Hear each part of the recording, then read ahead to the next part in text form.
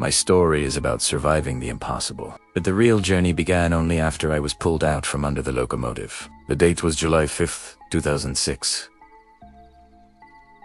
I was standing on the platform at Jatinegara Station, just waiting. Then, everything went black and white. Someone, running full force from behind me, slammed into my back. I was catapulted off the platform, falling 10 meters onto the railway tracks. Just as the KRL commuter train approached, there was no time to move, only time to reflexively flatten my body against the rails. But the speed and force were too great. The wheels caught my legs. I was dragged, caught underneath the locomotive, all the way until we were completely out of the station. When the train finally stopped, I was found near the 5th carriage, pulled out by my friends. The crowd gathered, already assuming I was dead. They covered me with newspaper and banana leaves. But I wasn't dead. I was conscious. I looked down and saw the devastation. My left leg was destroyed from the ankle up to the knee. My right foot was twisted, and the toes were gone. I was rushed to a nearby hospital. The doctors knew they couldn't save my limbs. Immediate amputation was necessary. I remember the operating table vividly. Despite the sedation, I felt myself detach. I was conscious, but also observing myself. I looked down and saw my own body lying there, critical, undergoing the gruesome procedure. The doctors told my family I only had 2 hours to live. 2 hours before the coma would become permanent. It was during this critical period that I entered the darkness. It was a long, endless corridor, utterly devoid of light, thirst, or hunger. Yet, it was filled with noise. I heard voices of family members and friends who had already passed away.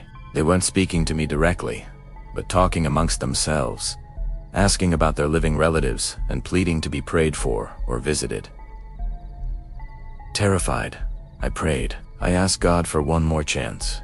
I pleaded 3 times. After the 3rd plea, a single point of light appeared like a lantern at the end of the tunnel. As I felt myself pulled toward that light, back to my body, I heard the doctors frantically restarting my heart. I had been given a second chance, but surviving the accident was easier than surviving the aftermath. When he woke up, things were different. I could see them. Creatures, entities. The supernatural world that I had always been skeptical of was now visible to me. My mind and spirit were deeply altered. In the 2nd hospital, the harassment was constant. Soft whispers told me, "You should have died. You belong with us."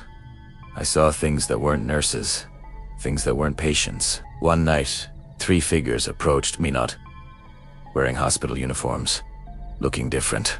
One of them gently touched my legs, and without a single word, I heard the message resonate in my mind. Just live your life.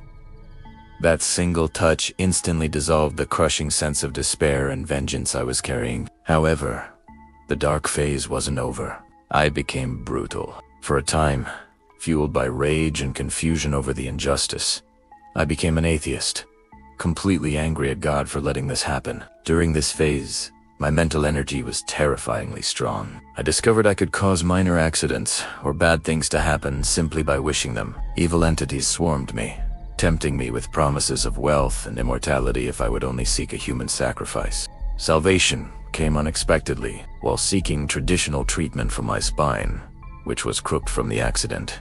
I met a unique He looked at me and saw the great power emanating from my body. He told me I was a choice of God, given this immense trial to reflect on my past sins. He didn't try to remove the ability. He taught me how to control it. He gave me specific prayers, amalans, to perform after every prayer, instructing me to channel this spiritual energy only towards good. After a year of rigorous practice, my heart softened.